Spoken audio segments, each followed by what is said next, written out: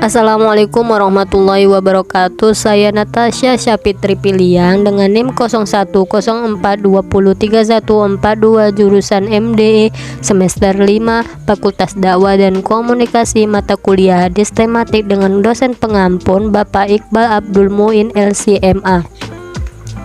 Baiklah teman-teman, di sini saya akan menjelaskan tentang prinsip tarhib atau ancaman. Baiklah, di sini saya akan menjelaskan yang pertama, pengertian tarhib. Tarhib adalah ancaman dengan siksaan sebagai akibat melakukan dosa atau kesalahan yang dilarang Allah Subhanahu wa taala, atau akibat lengah dalam menjalankan kewajiban diperintahkan Allah. Dengan kata lain, atau ancaman dari Allah yang dimaksudkan untuk menumbuhkan rasa takut pada hambanya dan memperlihatkan sifat-sifat kebesaran dan keagungan ilahi agar mereka selalu berhati-hati dalam bertindak serta melakukan kesalahan dan kedurhakaan. Baik, kita lanjut, yaitu tentang kelebihan dan kekurangan metode tarhib. Yang pertama, kelebihan. Metode tarhib atau hukuman adalah hukuman akan menjadikan perbaikan terhadap kesalahan murid. Murid tidak lagi melakukan kesalahan yang sama. Murid akan merasakan keakibat perbuatan sehingga ia akan mengorbankan dirinya. Yang kedua, kekurangan.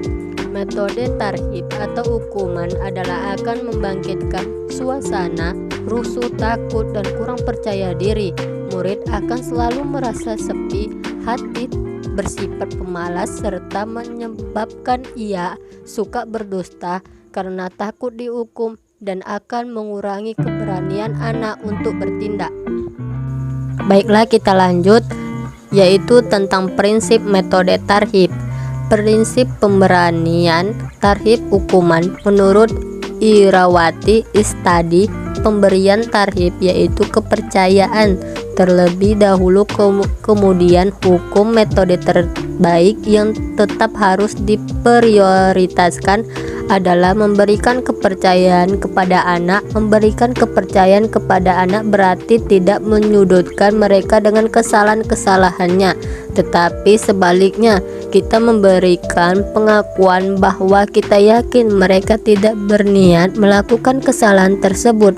Mereka hanya hilaf atau mendapat pengaruh dari luar. Memberikan komentar-komentar yang mengandung kepercayaan harus dilakukan terlebih dahulu ketika anak berbuat kesalahan. Hukum baik berupa caci maki, kemarahan, maupun hukum fisik lainnya adalah urutan prioritas akhir setelah dilakukan sebagai cara halus dan lembut lainnya untuk memberikan pengertian kepada anak. Baiklah, selanjutnya bentuk tarhib. Yang pertama, ancaman tidak akan mendapatkan ridho dari Allah Subhanahu wa taala. Yang kedua, diancam akan diperangi oleh Allah Subhanahu wa taala dan Rasulnya. Yang ketiga, mendapatkan siksaan dunia. Yang keempat, diancam untuk neraka.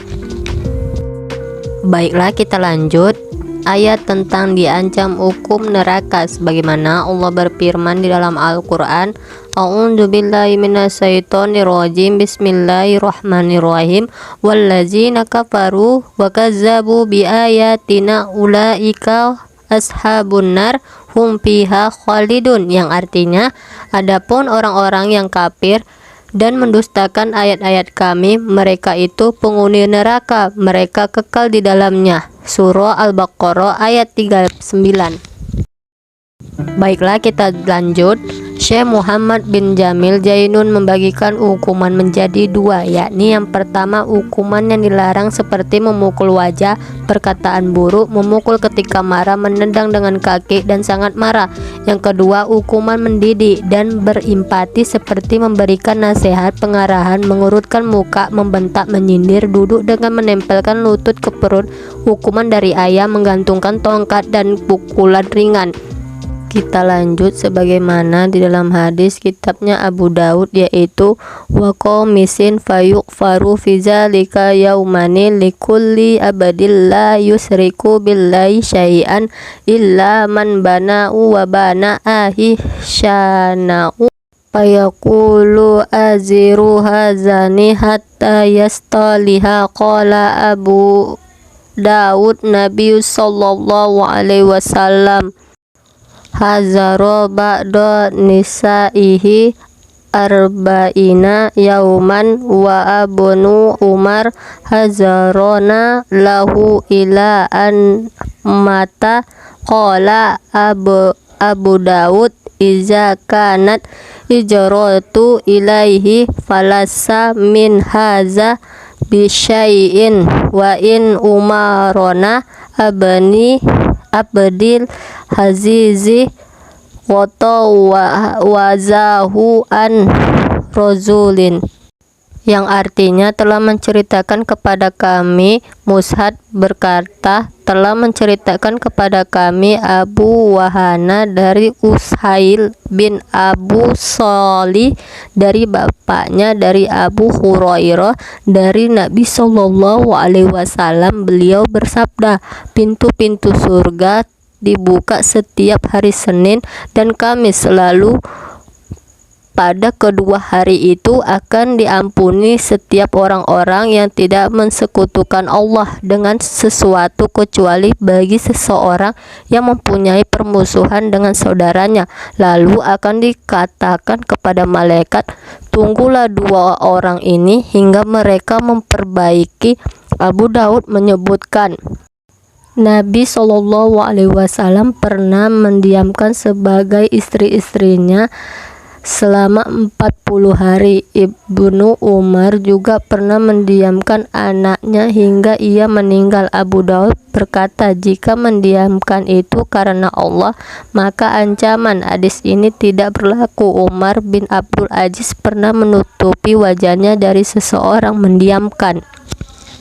Jadi kesimpulannya, tarhib hukuman dalam pendidikan mempunyai porsi penting. Pendidikan yang terlalu bebas dan ringan akan membentuk anak didik yang tidak disiplin dan tidak mempunyai keteguhan hati. Namun begitu, sangis yang baik adalah tidak serta merta dilakukan, apalagi ada rasa dendam. Sangis dalam dilakukan dengan bertahap, misalnya dimulai dengan teguran kemudian diasingkan dan seterusnya, dengan catatan tidak menyakiti dan tetap bersifat mendidik. Sekian, terima kasih.